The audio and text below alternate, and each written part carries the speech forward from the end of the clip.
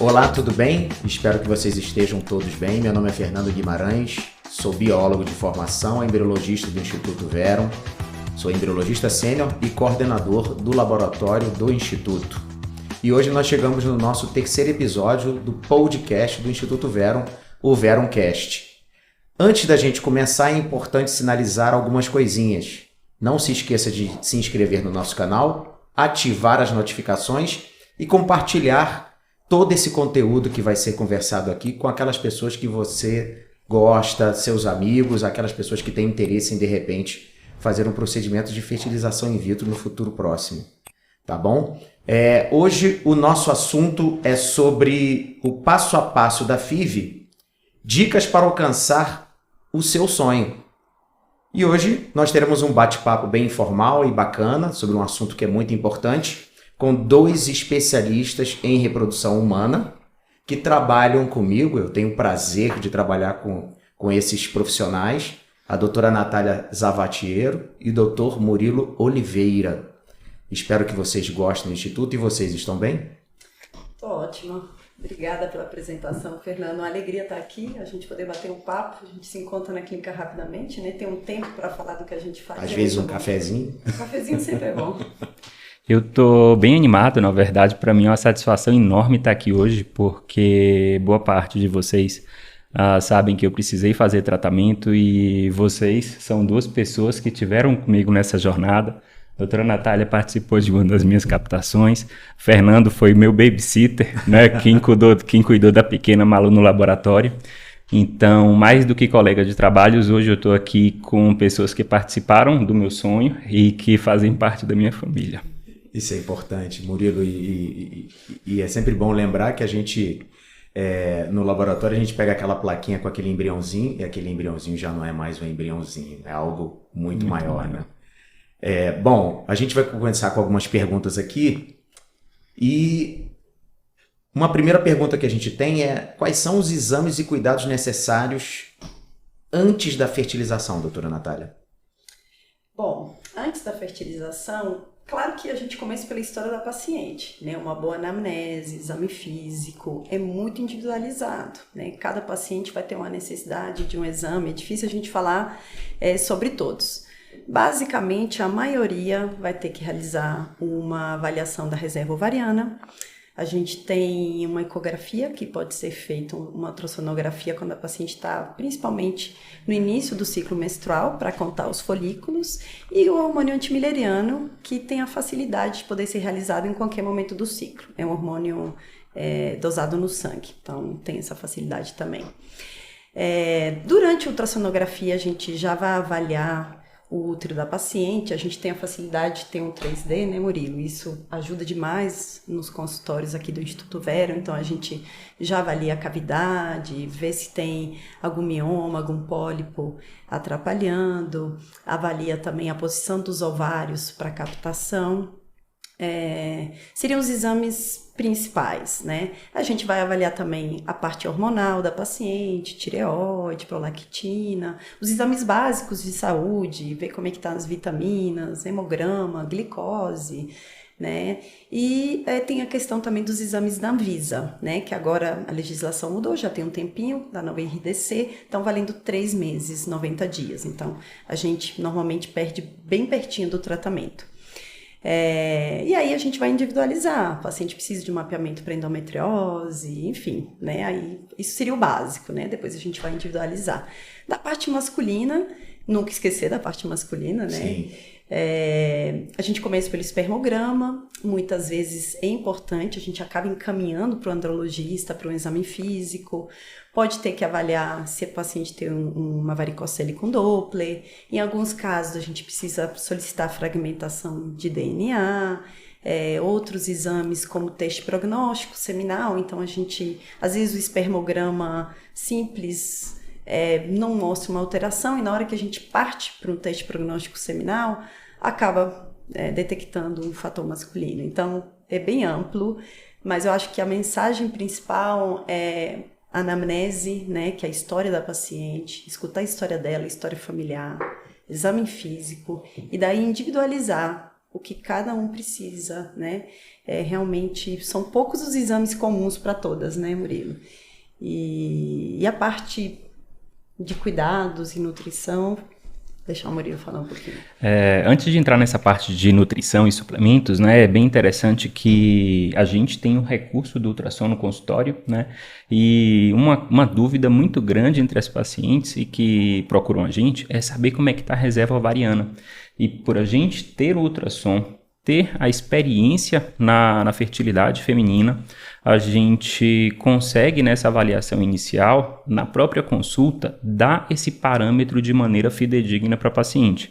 Mesmo estando fora do período ideal, que é o período menstrual, a gente consegue ter uma noção e já dar uma noção para o casal. Então a gente tira essa ansiedade de ter que simplesmente dar um exame para a pessoa fazer e depois trazer no retorno. Então isso é algo que faz muita diferença nessa jornada, porque a gente antecipa alguns passos. Eu costumo falar que essa parte de preparação, ela é fundamental, não só na fertilização in vitro, mas como na vida como um todo.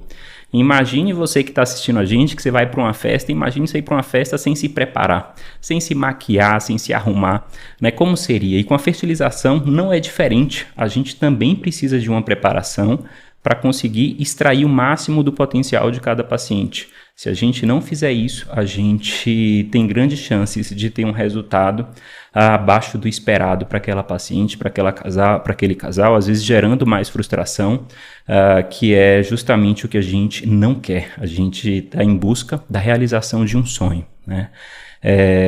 Muitas pessoas vêm para a gente no consultório e essas pessoas focam às vezes na suplementação. Doutor, o que eu vou tomar de suplemento? O que você vai me prescrever de suplemento? Você vai suplementar meu marido também?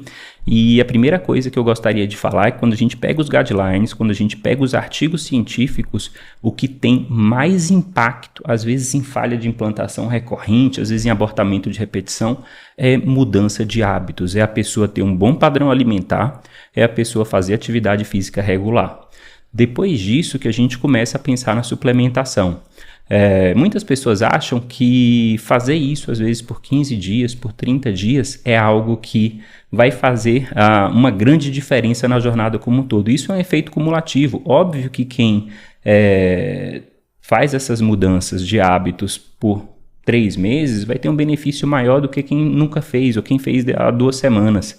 Mas se uma pessoa tem um padrão de longa data de hábitos saudáveis, essa pessoa vai ter um benefício muito melhor. A suplementação a gente sempre gosta de individualizar, né? A gente precisa saber o que a paciente tem, qual o fator de infertilidade dela, para a gente individualizar esse processo de suplementação. Isso não é uma receita de bolo. Por exemplo, pacientes que têm endometriose, às vezes resveratrol pode beneficiar, tem um poder anti-inflamatório, às vezes N-acetilcisteína, às vezes coenzima Q10 pode ter um benefício. Existe suplementação voltado para quem tem baixa reserva, por exemplo, né? A coenzima Q10 é uma das medicações que às vezes podem melhorar a qualidade do óvulo. Às vezes a gente não tem necessariamente um número maior de óvulos, mas essa qualidade, e a gente vai falar sobre o laboratório, influencia de maneira significativa. Quem tem SOP, síndrome dos ovários policísticos, mioinositol é algo que pode ser benéfico, e tem diversos outros suplementos. E eu gosto sempre de focar, né, que na mulher a gente sempre fica focado. A mulher pensa em engravidar, ela já começa a tomar uma suplementação, começa a tomar ácido fólico, né, toma algum polivitamínico, melhora os hábitos, e o homem às vezes é esquecido, é deixado de lado nesse processo. E para a gente ter um bom embrião, a gente precisa de um bom óvulo e de um bom espermatozoide. Se o espermatozoide não for bom, não vai adiantar, a gente não vai conseguir formar um bom embrião. Então existem suplementos para a parte masculina também, né? Vitamina E, coenzima Q10, ômega 3, zinco, né? Então são suplementos e correções de oligoelementos que podem fazer a diferença nessa jornada como um todo, né? E volto a repetir, e a mensagem que eu queria deixar: mais importante do que qualquer suplementação é ter bons hábitos, fazer atividade física de maneira regular e ter um bom padrão alimentar. Não fumar, né? Com certeza. E tem também outra questão que sempre gosto de falar, isso eu super concordo, viu, Murilo? Hábito é tudo, nutrição, né? Muito mais do que o suplemento.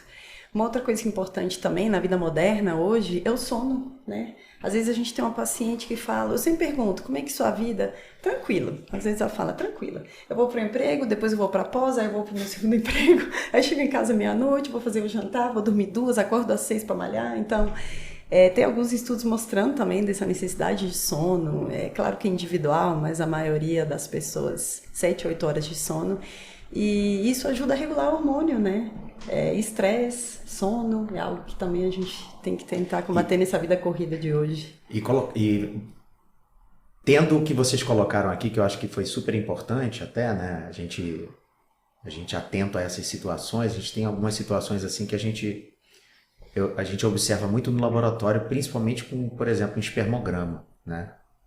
Eu acho que vocês já devem ter pego no consultório, por exemplo, espermograma feito no SEIME, espermograma feito, sei lá, no laboratório X, Y, Z, né? Mas a gente entende que a nossa formação como embriologista e como andrologista no laboratório, né, passou por alguns filtros e a gente consegue perceber isso com as técnicas que a gente tem hoje.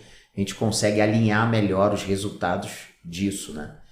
E essa coisa do alimentação saudável, esse triângulo, né? O sono e você fazer atividade física, eu acho que é um conceito que é muito positivo há muito tempo, né? E às vezes as pessoas não. Essa semana a gente recebeu um paciente que ele foi fazer um exame de análise seminal, mas ele tinha tomado 2, 3 taças de vinho antes. Então a gente tem a gente já avisa, olha, quando você for fazer o exame, você não evita bebida alcoólica e tal, né? E às vezes o espermograma, que parece ser, pelo menos é uma percepção minha, já melhorou, mas às vezes o espermograma que vou lá só fazer um espermograma, uma coisa rápida e tal, como se fosse algo, né, muito sem importância. E não, né? Queria que vocês falassem um pouquinho nessa relação que vocês veem no consultório com relação ao exame masculino, porque o feminino eu sei que é tudo muito regrado, muito monitorado, né? A coisa, né? E o espermograma, às vezes, eu sei que vocês não deixam passar, mas às vezes pode passar desapercebido, quer dizer, isso não pode acontecer, né? Então, eu gosto de frisar, né? Eu sempre trago na consulta a importância do fator masculino, né? E às vezes eu falo mais disso porque o feminino, como eu falei, ele já é um senso comum. E se a gente falar mais da mulher, o homem acaba sendo pouco valorizado nesse processo, né? Eu fiz uma live uma vez falando sobre por que muitos casais engravidam na véspera da FIV.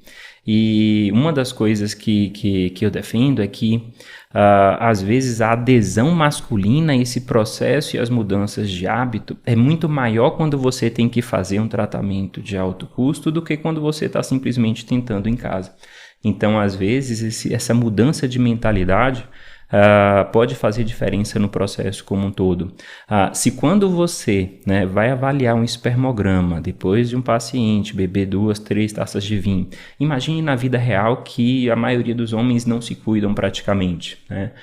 E eu falo isso como causa própria. Eu só vim descobrir e valorizar esses hábitos da parte masculina depois que eu ingressei nesse mundo de reprodução. Isso porque antes da nossa formação a gente é ginecologista, então a gente tem uma formação básica, mas assim, algumas coisas só são valorizadas quando você está no meio desse processo como um todo. Concordo. E aí a gente já continua com uma outra pergunta que é importante também, como é realizada a sincronização dos folículos. Essa é uma parte que é bem interessante, né? O que é a sincronização dos folículos? Quando a paciente vai iniciar algum tratamento, a gente quer que os folículos eles estejam mais ou menos do mesmo tamanho, para que quando a gente comece a estimulação, a maior parte deles possam crescer juntos. Existe uma faixa de tamanho que entrega para a gente óvulos maduros, que são óvulos viáveis, e se a gente começar o tratamento com um folículo já maiorzinho e os outros pequenos, esse maiorzinho vai chegar no parâmetro para captação antes dos outros, não vão conseguir esperar, e a gente não vai ter um bom rendimento, a gente não vai ter um bom número de óvulos maduros, a gente não vai extrair o máximo do potencial dessa mulher nesse processo de estimulação. Existem basicamente, né, 3 formas principais que a gente pode fazer isso. Uma delas é utilizando estrogênio no final do ciclo que antecede a estimulação. Então, por exemplo, a paciente menstruou hoje, ela começa a usar estrogênio ali no 21º dia desse ciclo, e quando ela menstruar no ciclo subsequente, no próximo ciclo, a gente faria um ultrassom para confirmar que esses folículos estão sincronizados e que a gente pode dar continuidade no processo. A gente pode fazer esse processo de sincronização também com progesterona, é um outro protocolo que é utilizado e que é uma opção. Mas tem aquelas pacientes que por algum motivo não podem utilizar hormônio. Por exemplo, paciente que teve uma trombose anterior. Então, o mais importante não é a utilização da medicação. O mais importante é a gente fazer um ultrassom antes de começar e confirmar que todos os folículos estão sincronizados. Os hormônios, eles auxiliam nesse processo e pode dar algum benefício, às vezes ao invés de começar no 2º dia do ciclo, começar ali no 3º ou no 4º, às vezes a paciente menstrua no sábado para começar a estimulação na segunda-feira. Então esses hormônios auxiliam esse processo, mas não é obrigatório, a gente sempre individualiza tudo, porque o nosso objetivo é realizar um sonho e não agregar risco a essa mulher, a esse casal. Muito bem. E a gente pode começar a conversar sobre o início da estimulação, já que a gente está falando sobre a sincronização dos folículos, o início dessa estimulação ovariana. O que significa e quais as diferenças de iniciar, tanto na primeira ou na segunda fase, doutora Natália? A estimulação ovariana, eu diria que é um dos processos, um dos momentos mais importantes, né, Murilo? Sim. Da FIV é um momento onde realmente a gente precisa de um potencial, né, daqueles folículos crescerem para ter um número de óvulos maior. Então, se a gente não faz estimulação ovariana, normalmente um ciclo menstrual vai separar um óvulo, vai preparar um óvulo. Então, a gente vai utilizar o hormônio, né, basicamente FSH, para estimular um número maior de folículos a crescerem, para a gente ter mais óvulos para entregar para o nosso biólogo Fernando, para a gente ter um número maior de embriões, assim tendo um melhor resultado na fertilização in vitro. Bom, a maioria das pacientes acabam iniciando no início do ciclo menstrual, que é o que a gente chama de primeira fase. Né? Então, a gente inicia o hormônio, vai acompanhando por ultrassonografia esse crescimento, e quando esse folículo atinge 16 a 22 milímetros, mais ou menos, que a gente se prepara para o final da estimulação, tá? Digamos assim. Mas a gente também pode estimular na segunda fase, né? O que é a segunda fase? É pós-ovulação. Então, pós-ovulação, pouca gente sabe disso, mas a gente tem um novo recrutamento folicular. Então, o organismo se prepara novamente com um novo pool de folículos. Então, é possível você realizar uma estimulação. E isso pode ser feito seguido, né? Você pode fazer 2 estimulações seguidas, ou você pode estimular somente na primeira fase ou só na segunda fase. Inclusive, a maioria das pacientes tem um bom número, tanto na primeira como na segunda, mas tem pacientes, né, Murilo, que às vezes até a segunda fase é melhor do que a primeira. Por isso é bom a gente avaliar muitas vezes a paciente nas 2 fases. E tem também aquele momento que você pode iniciar, que a gente chama de aleatório, que seria o random start. Isso a gente utiliza mais para paciente oncológica, que a gente não tem muito tempo para aguardar, então a gente inicia, na maioria das vezes, no início aleatório, você acaba tendo o que o Dr. Murilo explicou, que é o assincronismo, que pode levar a um menor número de óvulos captados. Uma outra coisa importante é que quando eu estimulo na primeira fase, eu posso transferir embrião a fresco, né? Porque o útero vai se preparar junto com a minha estimulação. Entendi. Agora, se eu estimulo pós-ovulação, a paciente, quando eu capto, ela já está perto de menstruar, o útero já passou da fase de receptividade do embrião, então eu tenho que congelar o embriãozinho e transferir depois, ou que não diminui de forma alguma as chances da paciente engravidar. Somente a gente separa as etapas em 2, né? O que é interessante é que aquelas pacientes, por exemplo, que vão fazer biópsia de todos os embriões, elas podem estimular na segunda fase, elas não necessariamente precisam esperar a primeira fase para menstruar, se ela tiver mais ou menos a mesma quantidade de recrutamento nas duas fases, né? Pacientes que vão transferir a fresco, aí a gente sempre dá preferência para o período menstrual. Então, tem alguns momentos que a gente sempre individualiza, né, o momento ideal, tentando extrair o máximo do potencial e agregar maior chance como um todo. E tem, inclusive, agora tem um outro tipo, já falando um pouquinho mais, né? Não é bem isso que você me perguntou, mas... a gente pode fazer também, quando a paciente tem pouco óvulo e quer transferir a fresco.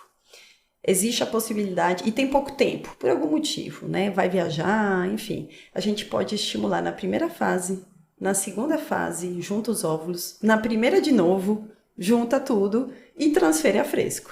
Isso também é possível, tá? Porque então, nessa porque aí ela já menstruou, já está preparando segunda primeira útero. fase, Na verdade é o triplo STIM. É o triplo STIM. Com transferência a fresco. Pois é. Também é possível. Essas pacientes que procuram fazer duas TIM ou que vocês sugerem duas TIM, são pacientes de idade avançada ou isso indifere? Não necessariamente, é mais baixa reserva. Baixa né? reserva. Que às vezes a gente tem paciente jovem, às vezes com baixa reserva, né? Então é mais a baixa reserva ou um curto prazo, por algum motivo. Por algum motivo específico. Aí a gente também tenta otimizar o tempo. Tá certo. E continuando nesse assunto de estimulação ovariana, existe uma receita que se encaixa para todas as pacientes ou a coisa é mais individual? Então, existem os protocolos, né? Mas os protocolos, eles norteiam a conduta que a gente vai ter. Eu costumo falar que nenhum paciente é um protocolo. Então, a gente tem que individualizar sempre. Existem aí 8 bilhões de pessoas na Terra, né? E cada um tem uma digital diferente. Então, as pessoas têm particularidades, têm necessidades, têm desejos diferentes. Então, a gente sempre monta uma estratégia, a gente no Verum, né, monta sempre uma estratégia que vai atender a necessidade daquelas pacientes. Como é que a gente faz essa estimulação? Geralmente é com medicações injetáveis. Na grande maioria das vezes são medicações que são aplicadas diariamente e a gente vai acompanhando com ultrassom o crescimento desses folículos. Qual a ideia? Fazer ajustes de protocolo, porque às vezes a gente prescreve para um paciente a melhor medicação que a gente tem na reprodução. Mas às vezes a melhor medicação pode não ter uma boa resposta nela. E ela ter uma boa resposta com a medicação tida, entre aspas, como uma medicação de segunda linha. Então não é a melhor para você. Então a gente vai fazendo esse acompanhamento de ultrassom e fazendo ajustes de protocolo, modificando doses se for o caso e acrescentando medicação. Existem medicações que são adjuvantes, que vão auxiliar nesse processo. Por exemplo, pacientes que são má respondedoras, que têm uma resposta abaixo do esperado para ela. A gente pode associar citrato de clomifeno, por exemplo. A gente pode associar letrozol a depender da paciente. Uma coisa que a gente sempre tenta evitar é evitar com que esses folículos que estão crescendo rompam antes da hora. Então, a gente define um momento para acrescentar a medicação para prevenir o pico do LH. A doutora Natália vai explicar daqui a pouquinho como é que funciona esse pico do LH, mas a gente quer evitar com que esses folículos rompam antes da hora, porque se eles romperem, a gente perdeu, a gente não consegue mais captar o óvulo, que é o nosso objetivo final. Então, a gente sempre individualiza de acordo com o contexto da paciente. Uma coisa que é muito interessante são pacientes que já fizeram tratamento, a gente ter acesso ao protocolo todo. Por quê? A melhor escola é a prática. Então, a gente vê o que deu certo e mantém. A gente vê o que não funcionou e a gente modifica. E, com frequência, a gente consegue resultados melhores do que o procedimento anterior. Certo. E imagina o seguinte também, né? Como você falou, né? O melhor medicamento para você, né? E acho que vocês já se depararam, mas a gente já no laboratório, junto com vocês, a gente já se deparou com situações, por exemplo, de que parecia que nós tínhamos tudo resolvido numa situação inicial de captação de óvulos, e quando os óvulos chegam, às vezes os óvulos ou são óvulos inadequados, ou são óvulos de baixa qualidade, ou são óvulos imaturos, essa imaturidade. Você esperava um número, sei lá, vou colocar um número cabalístico aqui, 10, né? Esperava 10 maduros, a gente só teve 2 maduros. Isso pode acontecer, né? Com essas pacientes, né? Se vocês quiserem falar alguma coisa em relação a isso. Se isso tem a ver muito com estímulo, ou a gente vai tatear para entender o que aconteceu.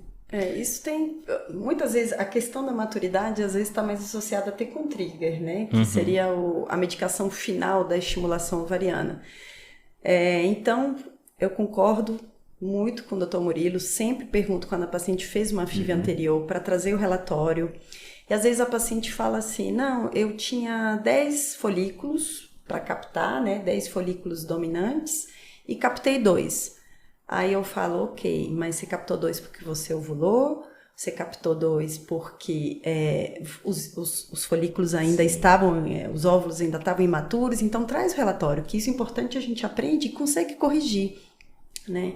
Então já falando um pouquinho do que é o trigger, então o trigger, o gatilho, é a medicação final, é a última medicação que a gente dá na estimulação, que é quando o folículo, a maioria dos folículos chegam entre 16 e 22 milímetros, mas até isso é individualizado também. Se a paciente ovulou no ciclo anterior, eu vou fazer o trigger mais cedo. Se a paciente teve poucos captados, eu vou fazer o trigger mais tarde. Então, tudo é individualizado, né? Então, esse trigger seria a maturação final, né, desse óvulo e o que vai dar o disparo para a ovulação. E a gente tem um tempo certinho para captar, né? Depois o Dr. Murilo vai falar um pouquinho da captação. Normalmente a gente marca entre 35 e 36 horas, mas a gente pode, entre aspas, arriscar mais em casos especiais, né? Em pacientes que a gente não captou previamente com tempo padrão, digamos assim. E esse trigger, ele pode ser feito com 2 medicações. Então, como o Dr. Murilo falou, a gente precisa bloquear a ovulação natural. Se a paciente ovula, a gente perde tudo. Sim. Mas, por outro lado, no final, a gente quer que esse óvulo fique solto dentro do folículo para a gente conseguir trazê-lo, né? Então, com trigger a gente consegue. Então, a gente pode fazer HCG, que é o que vai se ligar no receptor do hormônio da paciente, que é o receptor de LH, e vai fazer isso artificialmente, e faz muito bem. Ou a gente pode dar uma medicação que faz com que a paciente tenha um pico interno de LH. Né? E o que a gente tem feito muito hoje, né? Acho que o Dr. Murilo gosta muito também, que nem eu, é o duo trigger, né? É a gente aplicar as 2 drogas ao mesmo tempo. Não é todo mundo que pode, tá? Inclusive em casos que a paciente tem risco de hiperestímulo, a gente tem que fazer somente o agonista, que é o pico natural, não pode fazer HCG. E até a dose e o tipo de hormônio a gente individualiza, né? Então, de novo, como o Dr. Murilo falou, tudo individualizado, né? Mas a regra, mais ou menos, é que 35, 36 horas esse óvulo está pronto para ser captado e para chegar maduro. Algo foi diferente, a gente vai avaliar o caso, Sim. A gente sempre discute os casos das nossas pacientes, sempre Sim. revisa e vai mudar essa janela para antes ou para depois, de acordo com cada um. Imagino que a melhor situação aí, então, nesses casos que saem um pouquinho fora da curva, vamos manter a calma, estamos aqui para te ajudar, né? Estamos com você. Acho que é essa... E tem grande chance de, num próximo estímulo, Sim, dar tudo certo, porque a gente vai, né, adaptar aquela... A gente não tem como saber previamente, Exato. Então a gente vai adaptar numa próxima. Certo. Então a doutora Natália já respondeu para a gente a questão do gatilho, né, do trigger. E aí chega a hora da captação. Chegou o dia da captação, o momento da captura desses óvulos. E aí, doutor Murilo? Pois é, aquela ansiedade, né? Uma jornada de estimulação, hormônios elevados, a oscilidade, às vezes a labilidade emocional. E o ovário está grande, a paciente está sentindo cólica, faz o gatilho, nosso queridinho o dual trigger. E aí ela vai esperar 35 horas e meia, 35, 36 horas para fazer a coleta. Nesse meio termo é comum a paciente sentir cólica. E aí a maioria acha que está ovulando e que perdeu o tratamento como um todo. Então é comum a gente ver as pacientes chegarem lá na clínica com pressa e às vezes falando, doutor, eu acho que eu ovulei. Né? Ou pelo muco também, né? Pois é, ou pelo Cólica, muco, assim, o hormônio está bem elevado, então a produção do muco acaba sendo exagerada. Né? Então as pacientes às vezes ficam ansiosas e preocupadas. A gente gosta de mencionar isso antes justamente para evitar essa ansiedade como um todo. A captação ela é feita no centro cirúrgico, né? Aqui na nossa clínica mesmo, no Verum. Antes de tudo, a gente faz um ultrassom, uma ecografia transvaginal. Qual o objetivo? Dar uma olhada para ver se todos os folículos estão lá. Né? Tem aquelas pacientes que ovulam antes do esperado. Então, nessas pacientes, a gente nem chega a fazer a captação. A gente senta e reconversa e reavalia o protocolo. Então, o objetivo é ver se estão todos futuros babies lá. Né? Estando tudo certo, a gente inicia o procedimento. A paciente é sedada, a gente faz toda a higienização para evitar a infecção. Né, e faz a coleta folículo por folículo. A gente vai com ultrassom transvaginal, com transdutor. Na ponta da probe tem uma guiazinha, a gente vai com uma agulhinha, punciona cada um dos folículos, aspira o conteúdo e manda para o laboratório. E aí o Fernando ou alguém do nosso time de embriologistas está lá do outro lado para esperar esse conteúdo e vai colocando no nosso placar. E assim a gente vai sabendo como está a evolução da nossa coleta, da nossa captação. E isso é fundamental, porque às vezes a gente começa a captar, começa a coletar os folículos maiores, coleta 2, 3 e aí não vieram. Às vezes a gente pode esperar 10, 15 minutos, que é um tempinho relativamente pequeno, mas era o tempo necessário para aqueles óvulos passarem pelo processo de maturação final. Soltarem da parede e ficar lá livre no líquido do folículo para a gente aspirar. Então, até essa sincronia do nosso time, né, pode fazer diferença no final do processo como um todo. E aí a gente manda todos esses folículos, né, para o nosso embriologista, eu costumo chamar de babysitter, né, quem cuida dos bebês no laboratório, para dar continuidade ao processo como um todo. E aí, Fernando, quer fazer alguma consideração, doutora Natália? Não, eu acho que é isso. Uma outra coisa interessante que a gente faz também é separar o ovário direito do esquerdo, né? Isso. O que ajuda depois a gente avaliar quantos que a gente captou, qual era o tamanho, né? Pensando, caso o paciente precise de um novo tratamento, então a gente toma todos esses cuidados para saber quantos vieram maduros, tudo isso ajuda. Realmente, a nossa proximidade com o laboratório é essencial e que bom que a gente já tem, né?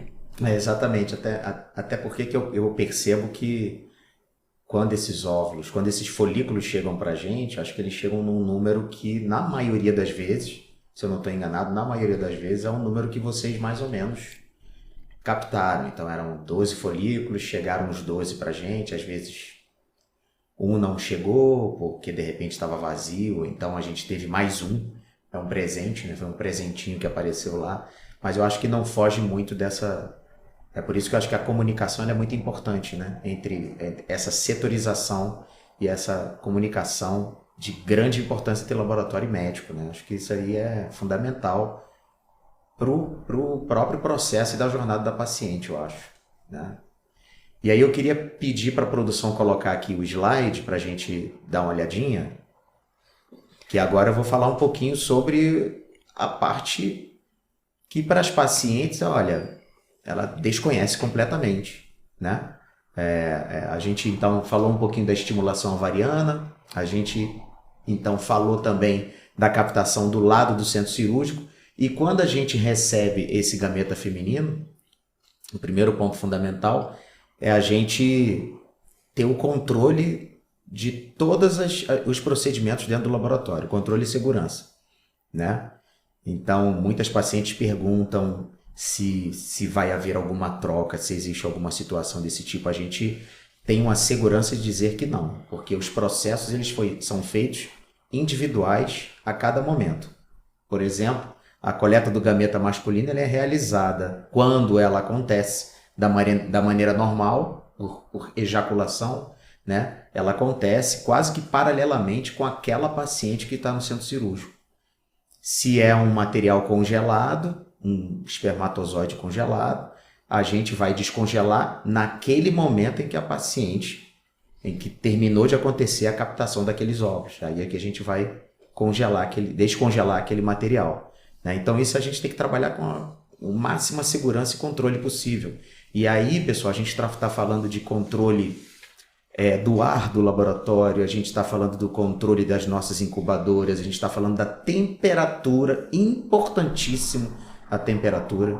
A gente tem uma plaquinha que fica junto entre o centro cirúrgico e o laboratório, aquela plaquinha tem que estar a 37 e aferida a 37. A gente tem várias placas dentro do laboratório, todas elas também aferidas a 37, porque os gametas e embriões vão passar por ali, além das próprias incubadoras que vão estar aquecidas nessa temperatura. Então a gente tem monitoramento desse tipo de ambiente nesse sentido, tanto da segurança de partícula, evitando aí uma infecção ou uma contaminação de meio de cultivo, por exemplo, quanto controle ambiental no sentido de temperatura, pH dos meios, os meios quando chegam. Então esse é um ponto que os pacientes precisam saber, né? Que o laboratório é extremamente sensível a qualquer mudança e é extremamente controlado, né? A todo momento. E aí, Fernando, a gente pede, né? Às vezes a gente é até chato, a gente pede para não usar desodorante, não usar perfume, né? Hidratante. Porque senão pode acabar, digamos assim, influenciando no resultado final como um todo. Importantíssimo, né? Então, as pessoas que estão no laboratório, nós estamos encapuzados. A gente costuma dizer no nosso laboratório aqui que a gente está tipo Papai Smurf, né? Todo mundo de azul, com aquela capinha azul, né? Touca, máscara, lavagem de mãos. Então, tem todos esses protocolos de segurança, além da segurança do material, a segurança do próprio ambiente que a gente está trabalhando. É interessante que essa temperatura, né, 37 graus, as concentrações dos gases, elas têm o objetivo de replicar, né, o ambiente da materno, trompa da paciente, que é o local onde o óvulo encontra o espermatozoide, começa ali o namoro, a gente torce para dar casamento, para esse casamento chegar numa casa e essa casa crescer. Né? Exatamente. Então, tudo isso é focado como se fosse um ambiente natural. A gente tenta replicar ao máximo o ambiente natural desses gametas. O máximo possível. E você falou de um ponto super, super correto. O meio de cultivo, por exemplo, ele é riquíssimo em aminoácidos, glicose, lactato, piruvato. E na composição que a gente tem hoje desses meios de cultivo, diferente dos meios de cultivo de um tempo atrás, a gente está falando aí de 10, 15 anos atrás, o meio de cultivo que a gente trabalha no Instituto Vera é um meio que vai desde a captação do óvulo, né? Ele tem contato com esse meio, passando pelo procedimento de fertilização até a chegada e a evolução dele ao 5º dia, 6º dia, 7º dia, ou seja, que a gente chama de blastocisto. E aí é um tipo de comportamento que ele tem, que ele vai escolher num determinado momento do caminho dele o nutriente que vai oferecer a melhor condição para ele naquele momento, né? Então, até há um tempo atrás você tinha 2 tipos de meios, né? Precisava trocar. Que precisava trocar, a gente chegou a trabalhar com isso, meio sequencial, que também é uma filosofia, né? E o meio não sequencial, o meio único, que é uma outra filosofia. E até hoje a gente tem aí embates nas literaturas falando que essa é melhor, que essa é melhor. De novo, aí eu vou usar as palavras do Murilo, as minhas palavras agora. O meio do seu laboratório é o meio que te atende, o meio que melhor atende a sua expectativa com relação àquele embrião que está lá. Não é o meio do laboratório X, do laboratório... Que meio? Eu canso de ver isso na internet. Que meio que você usa aí? Eu uso Global. Eu uso CSC. E teu resultado é bom? Mas o resultado dele é bom com Global. O seu pode ser bom com CSC e assim sucessivamente. Então a gente tem no mercado inúmeros meios em que você, para utilizar, e aí vai uma normativa de segurança, para utilizar esses meios, você tem que adequar aqueles meios à sua incubadora, né?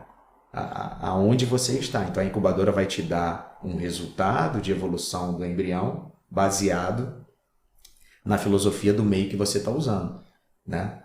Então você vai ter ali tantos por cento de CO2, temperatura 37 e o pH que a gente tem que estar avaliando, quase que aí mensalmente a gente está avaliando o pH para ver se o pH chegou naquele pH adequado que dá a evolução a blastocisto, né? E aí falando um pouquinho após a captação, voltando para a captação, a gente recebe esses óvulos, a gente avalia esses folículos, né? A gente limpa esses folículos, faz um processo ali de denudação, a gente utiliza um meio de cultivo que na verdade é rico em uma enzima, né? Essa enzima dissolve essa camada externa ao óvulo, né? Aquelas células todas ali inseridas, e mecanicamente com uma pipetinha ultra fina a gente mecanicamente vai retirando o excesso de células que ficaram do cúmulos ali, que ficaram no entorno desse óvulo. E aí sim a gente tem a capacidade de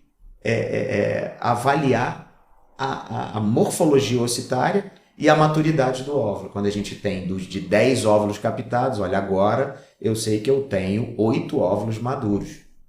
É nesse momento que eu falo, Fernando, assim que você souber quantos maduros, me manda Me uma avisa. mensagem. Né? E aí, a partir desse ponto, esses óvulos são armazenados em uma plaquinha que está identificada com o nome da paciente, né? Todo esse material foi feito no dia anterior à captação. Então, se eu tenho captação amanhã, de manhã, o material já foi feito no final da tarde anterior. A gente chama isso de deixar o material pronto overnight, né? E assim, sobrou meio, joga fora, né? Você tem que estar sempre com meio novo, meio limpo, meio novo e tal, né? Então, tudo isso é feito no dia anterior para que a gente tenha um resultado, um bonito resultado no dia seguinte, né? Esses óvulos, então, ficam em cultivo em um determinado momento até o momento da fertilização in vitro, né? Que no nosso caso aqui a gente utiliza um microscópio que possui 2 agulhas, uma para segurar o óvulo e a outra para capturar o espermatozoide que você selecionou. Claro, antes disso, houve um momento em que a gente fez o preparo de sêmen, né? Preparamos aqueles espermatozoides, preparamos com o meio de cultivo para que esse meio é rico também, para que os melhores espermatozoides estejam ali presentes. E com o apoio da microscopia óptica, a gente vai selecionando aquele espermatozoide que tem melhor mobilidade, aquele espermatozoide que tem melhor morfologia, né, que está mais adequado, e a gente faz a injeção. Eu costumo dizer que a gente burlou a seleção natural, né? Chegou para o Darwin e falou assim, segura um pouquinho aí a tua onda, porque agora sou eu que vou, né, fazer essa seleção. E é verdade, né? E pega o mais difícil, né? Pega o mais difícil. Então a gente faz essa seleção microscópica, né, e injeta o espermatozoide. Claro que existem técnicas alternativas fora o ejaculado, né? A gente pode obter esses espermatozoides provenientes do epidídimo, quando a gente faz uma punção do epidídimo, ou então obter do próprio testículo, quando a gente faz uma biópsia de testículo, uma extração testicular, uma microtese. Então a gente tem esses espermatozoides das técnicas alternativas, e muitas vezes, não de técnicas alternativas, mas espermatozoides que também estão congelados, né? O congelamento hoje dentro do laboratório da fertilização in vitro, tanto para gametas quanto para embriões, ele é muito prático, muito viável e com excelentes resultados, né? Então isso é um ponto importante. Fernanda, e tem escolha por fragmentação hoje também, né? E tem um score por fragmentação também, que é super importante. A gente tem uma plaquinha de seleção, né? Nessa plaquinha a gente coloca o material preparado, beneficiado por meio de cultivo, e os melhores com fragmentação muito baixa ou sem fragmentação vão migrar para o outro polo da plaquinha. Então a gente já captura esses espermatozoides, e é uma técnica que dura aí 30 minutos dentro de uma plaquinha, quer dizer, veio para revolucionar um pouco o fator masculino de fragmentação masculino. elevada, né? Exatamente. E aí eu queria colocar aqui um segundo slide falando do cultivo embrionário. Beleza.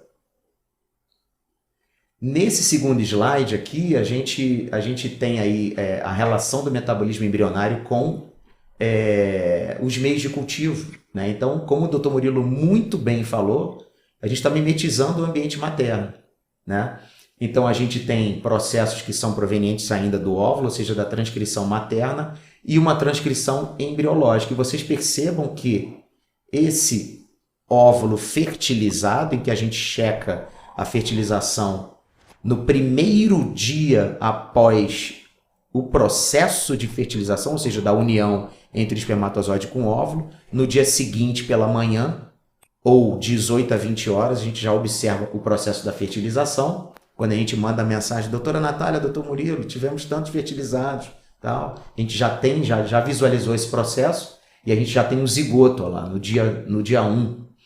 No dia 2, então, ele já começa um processo de clivagem de divisões sucessivas, em que ele passa pelo dia 2 com 2 a 4 células, no dia 3 com 6 a 8 células, continua sua progressão compactando, a gente ainda ali já tem um processo de compactação e diferenciação celular, em que a gente tem a mórula, e que, quarto dia, e que chegando no quinto, sexto, até mesmo no sétimo dia, um processo de cavitação, em que esse embrião já se mostra muito diferenciado, com muitas células, e que a gente chama de blastocisto, né? Em que a gente tem duas partes principais ali, o trofectoderma, que são as células do entorno, e a massa celular interna. O trofectoderma que vai ser responsável pelo processo de implantação, muito responsável por isso, né? O diálogo entre ele e o endométrio, e vai ser responsável pelos anexos embrionários, a placenta, e a massa celular interna, que é o bebezinho. Vocês veem que a natureza ela é muito sábio, né? O trofectoderma ali compartimentalizando a massa celular interna, que vai ser o futuro bebê. E que tudo isso é muito... a nutrição desse embrião ela é diferente nos seus estágios, né? Então, o meio de cultivo rico em aminoácidos, glicose, lactato, biruvato, o embrião vai escolher o melhor momento que vai utilizar aquele meio, né? Então, o cultivo embrionário é muito sensível e é a parte mais importante, eu diria, do laboratório para a gente chegar ao quinto e sexto, sétimo dia, em que aí a gente pode fazer a transferência desse embrião, a gente pode fazer o congelamento desse embrião, a gente pode fazer uma biópsia para saber se aquele embrião geneticamente é favorável ou desfavorável, né? Fazer uma biópsia desse embrião, retirando as células externas dele e fazendo uma análise genética desse embrião. E aí a gente entra na parte principalmente que a gente queria comentar, na transferência. Tá. Antes da transferência, né, Fernando, é muito interessante essa parte da evolução, porque tem uma ansiedade muito grande de todos os pacientes, né, em saber o resultado. Doutor, quantos óvulos maduros eu tenho? Quantos fertilizaram? Quantos chegaram no estágio de blastocisto? E a evolução laboratorial, existe uma média, só que a gente utiliza essa média como parâmetro, só que cada paciente é individual. Isso. Tem pacientes que vão ter resultado acima da média, abaixo da média. Naquele primeiro dia, a gente tem o primeiro resultado, que é saber o número de óvulos fertilizados. E às vezes os pacientes me perguntam, doutor, o que são óvulos fertilizados? E aí eu costumo falar, o óvulo ele é fertilizado quando ele aceita o espermatozoide. Isso é evolução natural, geralmente a mulher manda, né? A doutora Natália manda em tudo. Então é o óvulo quem aceita o espermatozoide. E eu costumo falar, né, que a gente sempre torce para que a noite de namoro de casamento. Então, esse processo de fertilização é como se fosse o casamento entre o óvulo e o espermatozoide, né? Depois disso, a gente não olha, né?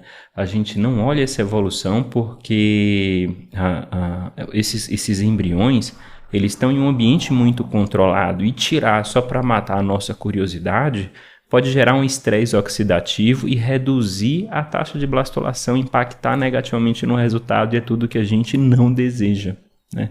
A gente não deseja. A maioria dos embriões, Fernando, quando eles estão nesse processo evolutivo, eles param em qual fase dessas? Eles param no primeiro dia, no terceiro dia, ou não tem um padrão de evolução, de parada nesse processo de evolução? Não tem muito um padrão. Claro que pacientes que são com uma idade mais avançada, elas têm uma capacidade menor de evolução do que as pacientes mais jovens.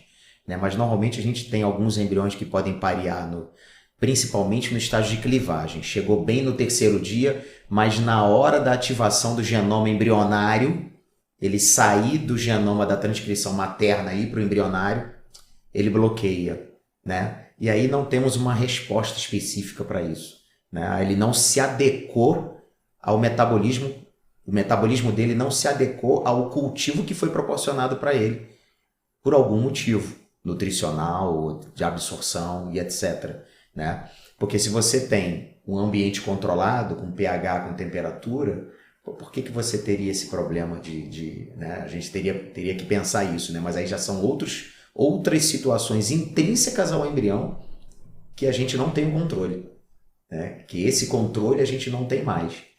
E aí é o que eu sempre falo para os pacientes, principalmente no processo de transferência, né?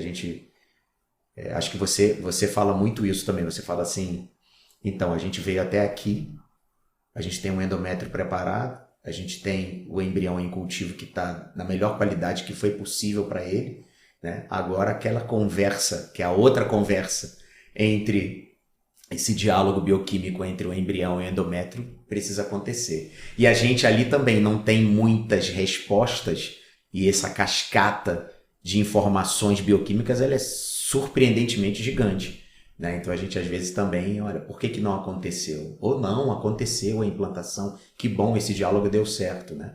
Então a gente fica um pouco com algumas perguntas a serem respondidas nesse sentido. E a maioria dos embriões bloqueia no 3º dia, 2º para 3º dia, às vezes até em mórula, ou às vezes chega até blastocisto, mas é um blastocisto inadequado, foi muito arrastado, chegou no final da tarde do D6, né? Ou a gente já tem casos também que a gente teve paciente com 10 zigotos fertilizados, né? Os zigotos, 10 blastocistos no final, né? Então é muito individual, né, cada caso. É quem foge à média, né? Uma coisa interessante também é relacionada à classificação, né? Às vezes a pessoa vê lá o 5BA, 5BB, 5CC, 2BC, né? O que significa essa classificação e quais são os parâmetros que vocês usam no laboratório para classificar? Eu acho que muitas pessoas têm dúvida relacionada a isso. A gente tem um processo de classificação que no Verum é mais para blastocisto, assim como para a maioria das clínicas, né? E a gente tem uma classificação também para estágio de clivagem. Estágio de clivagem a gente pode, um embrião chegar aí a 4 células, grau 1, então ele tem 4 células que você viu, mas as células estão homogêneas, estão sincrônicas dentro daquele local ali, dentro da zona pelúcida. 8 células, grau 2, tem 8 células, mas possui um pouco de fragmento. As células não estão sincronizadas como poderiam estar, né? E no estágio de blastocisto a gente já usa aí um alfanumérico, né? A gente utiliza um número que é o grau de expansão dele. Então, por exemplo, esse grau de expansão vai de 1 até 5, né? Ou 6 quando ele sai da zona pelúcida, né? Mas é de 1 até 5 normalmente. Como essas células estão arrumadas dentro desse blastocisto. Então a primeira letra ela é referenciada à massa celular interna, né? Então ela é A, B ou C, né? A gente tinha aí alguns embriologistas como eu utilizando a letra D, aí depois de vários argumentos a gente entende que, por exemplo, Gardner e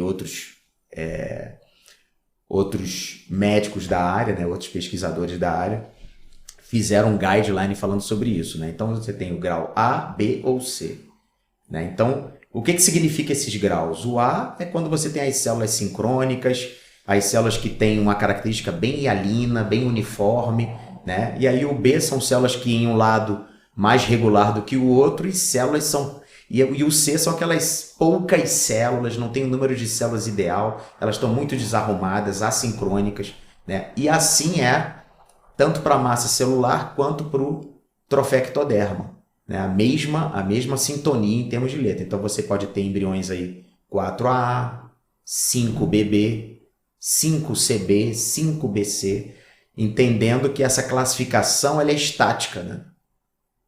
Estática. Você está olhando 10 horas da manhã, momentos antes da transferência, momentos antes de... Opa, é um 5A. Agora, o mais importante é como ele chegou a 5A. Ele chegou de uma forma arrastada, ele chegou muito bem, obrigado, e a gente não sabe hoje como é que ele chegou, mas saberemos, porque daqui a pouco vai estar chegando uma incubadora que possui uma inteligência artificial, né? E que a gente não vai retirar o embriãozinho da placa para poder visualizar no microscópio se fertilizou ou não. Então, se fertilizou, que horas que ele fertilizou? Qual foi o dado que está dizendo que ele fertilizou naquele horário? Esse fertilizou antes do que esse? Foi mais rápido? Foi mais devagar? Chegou a blastocisto como? Como é que formou essa mórula antes? Então, esses dados eles vão sendo computados nessas incubadoras e formam uma fórmula matemática, né, que vai te predizer que a qualidade daquele 5A que você tem no embrião número 1, por exemplo, é melhor do que aquele 5A que é o embrião número 3, porque ele chegou no tempo adequado, as células, ele cavitou melhor do que o outro, a distância entre uma célula e outra, quer dizer, muita informação que vai ajudar o embriologista. Agora, essa incubadora, ela não vai somente te dar esses dados, né? Você tem que saber o quê? Se utilizar desses dados para que você tenha a melhor informação. Você precisa agora entender essa informação e interpretar essa informação, né? Então isso vai ser fantástico, né? E aí eu acho que consegue ajudar a gente a definir qual embrião que a gente vai transferir, né? É um dos momentos que eu mais gosto na reprodução, né? É a transferência, porque é o momento que a gente coloca aquele embriãozinho no seu habitat natural, no útero, no forninho, e a partir daquele momento a gente perde simplesmente o controle de tudo, né? E quem passa a assumir o controle é uma força muito maior. Exato. E aí, doutora Natália, comenta um pouquinho aí sobre esse processo de transferência, né? Como é feito, enfim, peculiaridades que a gente leva em consideração. É um momento mágico, realmente, onde depois disso a gente vira um espectador, né? E, enfim, mas é bonito mesmo. Normalmente a transferência embrionária, bom, a gente vai sentar com o biólogo, com o casal. Normalmente quem faz a escolha do embrião é o biólogo, né? Com relação à morfologia, com relação à euploidia, quando esse embrião foi biopsiado, né? Se é geneticamente normal ou não. E com o metabolismo, né? Com relação ao dia que ele chegou à blastulação, né, Fernando? A gente sabe que o embrião que chegou mais rápido, em D5, tem um potencial um pouco maior que o de D6 e relativamente maior bastante maior, digamos, que D7. Uma vez escolhido esse embriãozinho, a maioria das pacientes hoje a gente acaba fazendo transferência de embrião único, no máximo 2 embriões. Se for biopsiado, então, acho que é raríssimo a gente transferir 2. E mesmo quando não biopsiado, acho que no máximo 2, é muito difícil a gente transferir mais do que 2. Então a gente vai para aquela salinha que é mágica por si só, né? E normalmente tem um acompanhante, né? Que pode ser parceiro, parceira, amigo, quem quiser assistir, estar, quem a nossa paciente escolhe para estar com ela nesse momento. E é um procedimento, na maioria das vezes, indolor, onde o casal pode assistir o catéter entrando no útero. Quando a gente tem a certeza que a gente está dentro do útero, a gente avisa a biologia e traz um catéter interno, que a gente vai passar por esse guia. E nesse momento a gente consegue visualiza direitinho, né, no ultrassom, quando ele é depositado dentro, como o Dr. Murilo falou, dentro do forninho, né, dentro do seu habitat natural. E eu brinco que esse embriãozinho já está procurando a mamãe, né? Cadê mamãe? Cadê mamãe? Então, realmente é um momento bonito. A técnica é relativamente simples. É claro que A gente tem o costume, né, de manipular o colo, o útero, o catéter, a nossa equipe também, só de a gente se olhar, eu até falo, né, pode trazer o embrião, mas nem precisaria, né, só de a gente se olhar, a gente já sabe o que está falando, então tudo realmente fica em sintonia naquele momento, e aí, depois disso, doutor Murilo, a gente vai ter que aguardar. Ansiosamente, né? Ansiosamente. Os pacientes acham que só eles que ficam ansiosos, a gente também Todo fica contando mundo. os dias. E a biologia pra também. ter. Pois E é, o até Fernando porque... no corredor às vezes me pergunta, e o beta?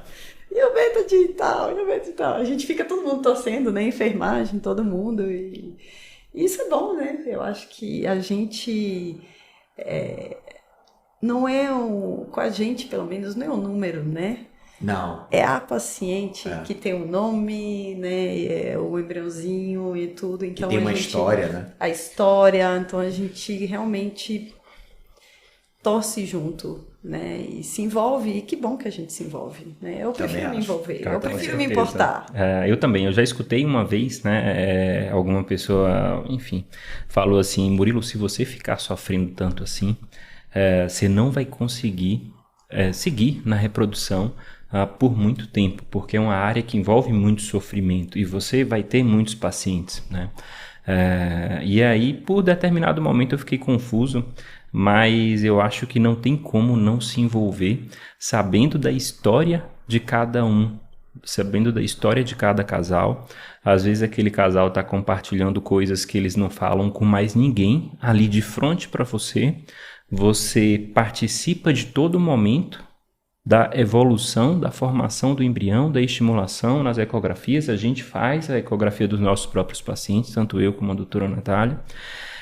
A gente participa do momento da transferência e a gente vê o nascimento do bebê. A gente vê aquela fotinho e é muito recompensante para a gente que viu a dificuldade lá atrás, que viu aquela foto daquele aglomerado de células, né? Depois a gente vê e escuta o chorinho, né? Algo que é muito recompensante. A gente tem a sorte de literalmente poder abraçar o nosso trabalho quando ele vem nos visitar. Nada melhor, né? Do que você ver aquele embriãozinho e depois você pega aquele bebê, né? Então, sim, Murilo, eu acho que a gente sofre quando dá errado, mas a gente também se alegra mais quando dá certo. Com certeza. Porque a gente entra na história, né? E eu acho que isso faz diferença para o paciente também. Né? Com certeza. Fernando, tirando uma dúvida aqui, quais são os momentos que a gente pode transferir embriões, né? Quais momentos? Às vezes a gente fala muito de blastocisto, às vezes a paciente cobra muito. Eu só quero transferir um blastocisto, né? Quais são os momentos que a gente pode transferir os embriões? E aí a doutora Natália também comenta um pouquinho sobre esses resultados aí. Eu já trabalho na área há um tempinho, assim, então já tive as duas situações, né? Então, a gente pode transferir embrião em clivagem, em estágio de clivagem, quando ele está ali com 2 a 4 células, com 6 a 8 células. A gente pode transferir embrião em D4, né? Que tem excelentes resultados, inclusive, né? E a gente pode transferir, como a gente faz na maioria dos casos, em blastocisto. Então, isso no laboratório ele é muito factível de acontecer. A gente pode transferir. Quando é que a gente transfere, por exemplo... Fernanda, por que você tem uma paciente com 10 embriões em D3, todos bonitos, vai transferir em D3? Não, aí nesse caso a gente pode esperar ou até o D4, ou a gente pode ver quem compactou primeiro, né? Ver quem formou aquela massa de células, que lembra muito uma bola de futebol, né? Aquela mórula, ou a gente realmente pode esperar até D5 e ver qual o blastocisto morfologicamente ideal para a gente transferir, né? Mas pacientes que têm um número reduzido de óvulos fertilizados e que tem número reduzido por conta disso de embriões em estágio de clivagem, é possível que a gente, se o endométrio estiver sincrônico, a gente já pode fazer essa transferência no 3º dia também, né? E a doutora Natália pode fazer uma parte aí também. Eu acho que é individualizado também, né? Como o Fernando colocou. A gente acaba deixando mais em blastocisto. Eu acho que o interessante de pelo menos no primeiro tratamento, que não deixa de ser um diagnóstico, né, Fernando? Isso. em pacientes, mesmo em pacientes que têm poucos embriões, na maioria das vezes eu deixo, pelo menos o primeiro tratamento, a ter blastocisto, até para a gente conseguir entender, conseguir saber se tem potencial, né, aquele embrião.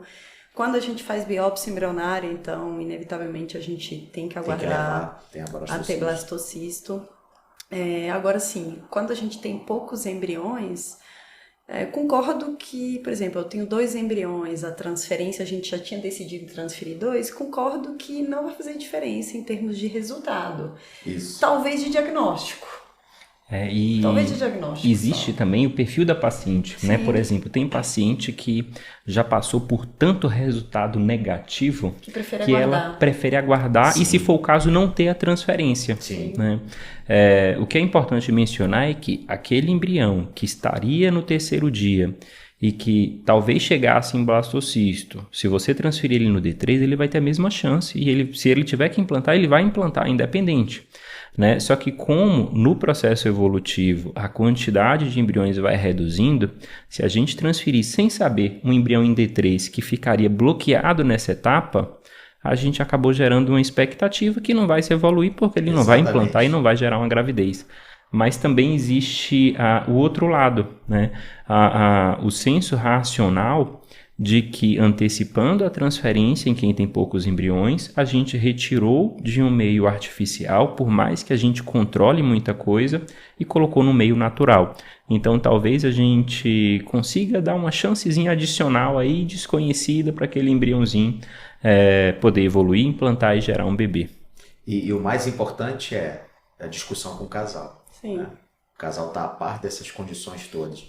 E a gente observa muito essa guerrinha, entre aspas, entre, não, melhor em D3. Acabou de sair um trabalho aí, um artigo falando né, de D3 versus D5. Acho que não existe D3 versus D5. Existe D3 ou D4 ou D5. Se versus você conseguir, casal. Versus casal. O casal tomar a decisão junto do seu médico de ver qual é o melhor momento da transferência. Claro que a gente observa os trabalhos, claro que a gente se apoia na ciência, né? Mas a gente também tem que ter essa linha de comunicação com o casal para ver qual é o melhor momento. E aí, gente, a gente vai ficando por aqui, porque senão a gente vai varar essa noite aqui de hoje, né? Adorei estar com vocês dois aqui, né? A consideração que eu faço é que o podcast ele é realmente informativo e dentro de um bate-papo desse tipo, né, agradável, e gostaria de que vocês fizessem as últimas considerações. Maravilha, primeiras damas. Eu acho que foi muito bom, muito obrigada pelo convite, foi muito bom bater esse papo com vocês sobre algo que a gente é apaixonado, né, que faz no dia a dia, que é a fertilização in vitro. Eu acho que a minha mensagem é que a paciente tente sempre se preparar, né? Eu acho que esse preparo, como o Murilo falou, ninguém vai para uma festa, ninguém vai para um casamento de Havaiana, né? Bom, na praia talvez, mas enfim, para se preparar bem, para consultar um especialista, né? Para não demorar aí no especialista, né? Tempo muitas vezes faz diferença para a gente. E é isso. Não deixar de realizar o sonho, né? Tudo é possível. Isso. Gostaria, assim, primeiro agradecer, um prazer enorme compartilhar esse momento com vocês, né? Como eu falei, fazem parte da minha família, da família Verum, e eu gostaria de falar com você que está assistindo a gente, que a gente, como especialista em reprodução humana, o nosso objetivo não é fazer FIV, né? O nosso objetivo é aumentar sua chance de gravidez, para que no final de todo o processo, seja de maneira espontânea, seja com tratamento de baixa, seja com tratamento de alta complexidade, tenha um bebê nos braços. O que acontece é que muitas pessoas, às vezes por preconceito ou por, enfim, desinformação, procuram a gente tardiamente, e quando chega, o que sobra para a gente é fazer a FIV, né? Mas a FIV, ela é uma ferramenta que a gente tem para aumentar a chance de gravidez. É uma das ferramentas, e o nosso objetivo é aumentar as chances. Então, às vezes a gente pode precisar utilizar esse recurso, como eu precisei. Às vezes a gente tem outros recursos e pode, né, dar seguimento a esse projeto sem necessariamente precisar fazer tratamentos. Só não postergue a avaliação. E para você, se você gostou desse episódio, não deixe de compartilhar o episódio, não deixe de ativar as notificações e se inscreva no nosso canal para que você tenha todas essas informações junto de você, tá bom? Muito obrigado. Até o próximo episódio. Só vamos